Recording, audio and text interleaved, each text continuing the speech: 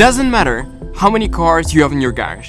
I know that all of us car lovers dream about cars on a daily basis. No matter how much money you have on your bank account, I know that you're there online speccing the next GT3 RS and scrolling through all those auctions. Today, I want this video to be about my ultimate dream car collection. And not just some stupid over-the-top ideas. Everything from affordable, semi-affordable, too affordable in my future life. I'm no ultimate car guru, neither I have a $100 million car collection in my garage, but I may know a thing or two. To spice things up for this video, I decided to go down to Monaco, because where else I could be able to just walk around and talk to you about building a dream car collection. For me, a dream car collection are cars which are exciting but also appreciate something that has value. And therefore, we're gonna build this today together with you by just walking around Monaco and hopefully finding some cool dream cars. Does a Veyron make it to my dream car collection? I don't think so.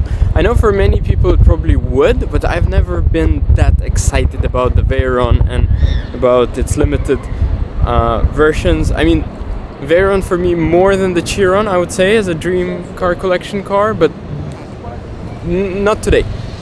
It's good to look at, but let's skip it for now. I don't know if you've just seen, but there was a McLaren 765 LT. Not sure it's like the ultimate dream car, but me as a huge McLaren fan, I would definitely want that in my car collection. Next to it there was a 296 GTB. Unfortunately, that's like a full-on skip for me. Moving into the F1 panel and see what that brings to us.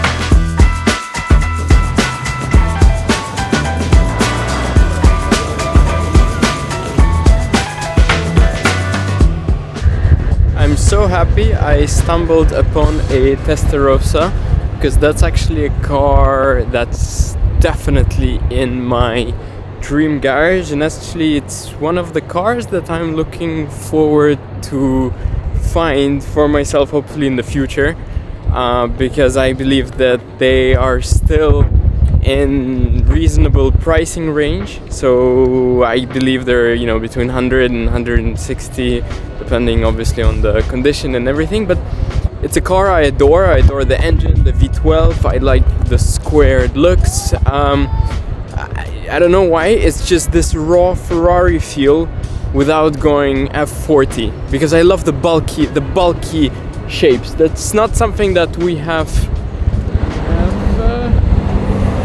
SF90 Spider in a cool green color. Anyways, just to finish on the Testarossa, definitely yes, add to cart, add to the dream collection. We just saw a SF90 Spider. Feels like I'm starting to car spot at this point on this video, but anyways, definitely not a dream car. Yeah, it makes some noise. It has 1,000 horsepower. I don't know why. Don't know why we need 1,000 horsepower. Yeah, don't see future value in it. It's a hybrid. Yeah, I think for me the SF90 is a transition car. It's a transition of periods and also design languages within the Ferrari. What I could add to my car collection is this. This is sick. This is huge. It's massive. That's like the perks of walking around in Monaco. You just walk around and look left and right. You have cars and boats and everything, and especially in nice weather like this. So nice. Anyways, this is interesting. This is a Rolls-Royce Wraith. This is Gen 1, from what I understand. It's not really a dream car for me, but I love it. I would have one. I love those. The Ghost and the Wraith, I like because they're bulky. They have this Rolls crazy boom effect. Sorry for my hair, super windy today. A little bit away from cars, but this is mega cool. This is incredible. This is like, oh my god. This is stunning. Add to cart, add to collection. Fun fact about Monaco, I'm standing right now where they're going to build the tribunes for Formula 1, and every single year, before the start of the Formula 1 race, they change the tarmac, the asphalt. So as you can see, right there, look at it, it's all fresh. We are 1st of March and it's been already replaced for the F1 race in May, and they do it every year. I'm standing pretty much in front of the Club Automobile de Monaco, to which I filled out all the forms to become a member, and completely forgot to bring them there, which I should soon do. Talking about cars in front of it, G-Class. Definitely I think a G-Class is kind of a must to have in a dream car collection. I don't know which one. Tell me if you know any specific models that are interesting for like a proper collection. Then in front of it, there's an Audi RS6. I've been walking today for like an hour at this point. I've seen like 10 Audi RS6s, and I don't understand why there are so many, because I'm not a huge fan of this car. I mean, something making very nice noise. Ooh, McLaren 720, yes, right there. Yeah, anyways, I feel like there are way better dailies for the budget of an Audi RS6. Something that just gives a bit more sound and emotion. I love the look. I love how the Audi RS6 looks, and the rest is very much questionable.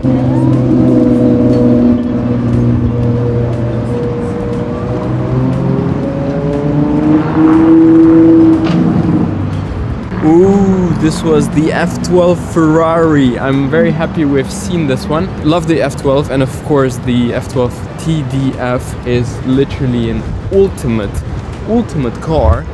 Selling today probably over 1 million. I saw some specs in like baby blue colors. Look at the F12. Nice. This one kind of repainted some bits and pieces to make as if he's the TDF. He's not. But even the non-TDF version is just so much cool car in one. Whew! I did like 2 hours of walking, I think, at this point. And to be honest, there's so many cars. I mean, cool, expensive cars, but not really what I was searching for. Like, you know, a bunch of RS6s, G-Classes. Yeah, otherwise, I'm gonna find like a nice, comfy spot, probably up in my garage. I'm back on the base. Monaco was cool. I actually properly enjoyed this walk today, even though I was trying to film. Unfortunately, there weren't many representatives of the dream garage for me. There were a bunch of cool cars, so I captured the maximum. So I thought that this setup would be a bit more chill, a bit more relaxed, to have like a proper conversation and to share with you what cars I think are the ones to buy today, or the ones to be dreaming about today, or, you know, hanging posters in your bedroom, anything. So let's start. I made a little list here, so I'll be using my phone a little bit just so I don't miss anything. Let's start with an easy one. Don't think many people share the same opinion with me. It's the BMW 1M. There were around 1,700 cars made, and I think it's one of the purest pocket rocket, because today we talk a lot about pocket rocket like A45, RS3, M2, new RS3, etc., and it doesn't stop. For me, the 1M was kind of the very first pocket rocket on the market, having a manual stick with rear-wheel drive and around 350 horsepower. I think this is like the perfect mix. You don't need more. I love the clean lines of the car. I love the very clean interior with proper buttons inside, the quad exhaust in the back. Honestly, it's like go-to dream daily for me. You maybe will see it in my garage sometime soon-ish. I have to get rid of the M2 first. Of course, Porsche 964. Let's talk about the 964. So I have a 964, which is a Carrera 2. I love this car. But for a dream kind of ultimate garage, I would probably go for the 3.6 turbo 964. I'm a huge fan of wide 964s, so everything that's turbo or backdated, kind of everything that's wide and 964 I love. Even if you look at like the RWB stuff, it's a bit ridiculous, but I still kind of find it really cool. So those are quite fun. To kind of keep it pure and original, I think a 3.6 turbo would be quite amazing. I mean, it's a legendary machine. I've actually never driven one. I would love to drive one. So if you're watching this and you have 3.6 turbo, please let me know. I would love to do a video on it. Ultimate dream for me. Just quickly on wide Porsches, I'm still hesitating, but I think I will actually do a build project sometime. Hopefully we could start this year. I have some inspiration from somebody on Instagram. If you're watching this, it's here, it's cooking slowly. Just need to find a 964 that we could rebuild, so something cheap, not rusted. That's in the plans. Moving on. Not really an ultimate dream, something that also will probably happen. You know, I'm dreaming, but realistically dreaming, at least for myself today, but also trying to start down to earthish as much as possible. Just want to touch on the GT3 topic. I love the 991.2 GT3 Touring. I think it's a slightly smaller package than this. The lines are very simple inside. We still have those analog stuff, which I really like. It's a bit less computer game than this. So once again, definitely a dream car for me, definitely a one to go into a dream garage, and it could potentially replace this one day. I don't know, let me know what you think about this in the comments, because I'm hesitating a lot on whether I could sell this and get a 991.2 GT3 Touring one day. Anyways, moving on. One car which I completely love and I would love to have one in my dream garage when I sleep is a BMW Z8. I don't know why the looks and the lines of this car are just so insane. I don't know how back in the days they were able to produce a car like this that today would look special. And coming back to the point that I'm talking about cars that probably will appreciate in the future, I think it's definite buy, at least for myself, the BMW Z8. I actually saw one in Switzerland. It was like a navy blue pastel deep color with white accents inside. It was a stunning spec, you know. I could probably kidney for that, you know. Moving on. Yeah, we're still on the move of my personal dream garage, something that's also very realistic. So I love the Mercedes SL 280 Pagode. So if we talk about kind of realistic-ish cars within, you know, not $1 million budget, this is a go-to car for me. I love the squared looks. It's just such a car that takes any style that you want. Like if you want to feel gangster in it, you can feel gangster in it. If you want to feel classy in it, you can feel classy in it. If you know, you just want to kind of take the roof off and just enjoy the sounds, I think it's a car that could deliver that. I've never driven one, unfortunately. Once again, if you're watching this and you have an SL Pagode, please let me know. I would love to do a video on it, because it's a car that you don't even want to try to go fast. You just kind of want to stroll around in it and just purely enjoy. Also so photogenic, like to take pictures or videos or anything with this car is like a dream. And on top of this, I do believe that it's a car to appreciate in the future. Quite a lot were built before, so it's not a car that's gonna be a 1 million car. However, it could slowly go up and up and up, because there are probably less and less cars on the road, but definitely add to cart for me. Moving on, Testarossa. We saw a Testarossa today in Monaco with you. I love this car. It's one of those, once again, realistic buys for me. A car that could join the garage in the future. A car I would invest in. It's not going to be a 1 million car. It's not the next F40, not at all. But it's just a piece of history that I want to keep from Ferrari. And I just love this bulkiness, this mass, there's so much importance, this car, it's crazy. Moving on, Mercedes C63 Black Series. For me, this is like the ultimate V8 in the coupe. Even when just the first C63 was released, I was like, oh my god, it's incredible. And then when they were finishing production, the Black Series came out, I was like, yes, please give it to me. I could have bought this car, I think it was 5 years ago, for 115 or 20. So I actually helped to sell it to somebody. I didn't buy it myself, and that was like a super stupid mistake. I wish I could have it today. Once again, I love the looks, I love the engine, I love the sound. I think it's definitely a very important car in our automotive history, because it's really this pinnacle of the 2010-2015 era of making insane sounds, raw feelings, but already in a digitalized era, because the car has pretty much every single technology that you want to have, still carrying a V8, making incredible sound, and also the angry, aggressive looks, which I think unfortunately we're not going to see anymore on this planet, because everything is going to be like this and boring, etc. And if you want to know more about this, then watch my video, which I posted 2 weeks ago, on me talking about how old cars are better than new cars. And thank you to everyone who actually watched this video and commented. All of the comments are like this. I try to read all of them. I think I'll do like one evening where I'm actually gonna sit down and answer to all of them, because there are just so many interesting points.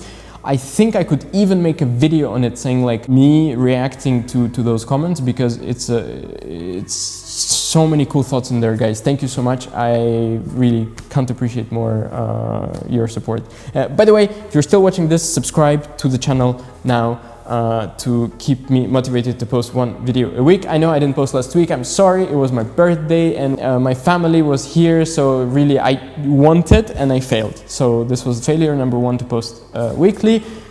We'll keep on going. Talking about the Black Series, I would also touch on the SLS. I love the SLS. I think it's also the pinnacle of kind of 2010-2015 cars. We're not gonna ever see a design like this, with the gull-wing doors, with a huge bonnet, those ridiculous lines that all make sense. I've never driven one. Once again, if you have one, I would love to drive one. I think it's not the best car to kind of drive, but in terms of just the looks, the feelings, the sound and everything, is definitely has a place in my dream garage. Ferrari F12, like we spoke today in Monaco, in the TDF version, dream. SLR McLaren, well, SLR Mercedes McLaren, once again, it's just such a cool car. I don't know how they did it, but once again, even today the car looks modern. I think it's a definite buy, at least for myself, not in the Spider, but in the coupe. I don't like it in the Spider, I love it in the coupe. I mean, just everything. The nose looks like a shark, with the doors going up. McLaren being part of the project, it just puts so much value into this thing. And I remember we were visiting McLaren Technology Center back in the summer, and we got a little sneak peek of the MSO department, and they have a proper project now on modifying the SLR McLarens with an MSO program, where basically they get like a wide body and a bunch of cool stuff. It's like a 300K, I think, more job. Mad. Want one so much. Moving on, I'll quickly get to the end of this. The Ferrari 458, I think, for me, the Ferrari 458 in its class was probably the pinnacle, because everything that came after that, I don't really understand it. So if we look at F8, sorry, 488, what is it? F8, I don't understand. Now they stopped the F8, so it's the 296, which is a hybrid, etc. So for me, the 458 was really the one, especially if we start talking about Speciale Aperta. Okay, I think the Aperta is a bit overvalued for what it is, but then we have the Speciale Coupe, which I love so much. Naturally aspirated V8 Ferrari in a lightweight package with a carbon shark fin here with the buttons. Just, I think it's one of my, at least, ultimate cars. Also, if we speak appreciation-wise, there's no way that this car will turn around, because a naturally aspirated V8 Ferrari, I don't think it will happen again. Okay, a cool one. Still on the BMW side of things, E30 M3, E30 Evo, definitely dream car for me. I love the way that the square the car is. I think it's a great driver. I've never driven it, unfortunately, so I cannot share that much of love in terms of driving it. But I believe it's something insane. It's definitely on my to-do list to drive one and share with you what I think about this car. Such a add to cart and add to garage car for myself. Of course, we could talk about cars like the F40 and the F50, etc. Obviously, it's my dream cars and I would love to have it in my dream garage. But today I really wanted to share with you guys those cars which are not those ultimate cars. And I hope that you enjoyed. And if you ask me what's your one ultimate, the dream of all the dreams cars, I think it would be a Pagani. I visited the factory 3 weeks ago. I was completely blown away. I'm not gonna say that the Utopia, the new one, is the one that I'm in with, but I think the Huayra BC Roadster is like, oh my god. This is, I understand I probably will never own one, but I would love to drive one day. It's really a goal for me, is to drive a Pagani and say I've driven a Pagani. That could be quite insane and create something insane about it, because there's just so many things I have to say about it. So yeah, I hope this video inspired you, because at least it inspired me, because I was walking around looking at cars and thinking about cars. Now I'm also talking about this and I'm all inspired right now. I'll probably, instead of sit and edit, I'm gonna sit on mobile.de and look at some cool car, because that definitely motivates me with everything, to be honest. So I hope I was able to give you maybe an advice today, or some motivation or some inspiration, or show you a little bit of Monaco. If you enjoyed this video, as always, please subscribe. Tell me in the comments about your dream garage, about your dream car, and I would love to see how many of us say similar cars. I know that I've forgotten probably a lot, because the car world is massive, but at least my top 10, top 15 were heard today. Thank you so much for watching, and I will see you next week with I don't know what exactly, but probably with something quite cool and fascinating. Thank you so much, guys. Wishing you a great Sunday, and see you next week. Ciao, ciao. Bye bye.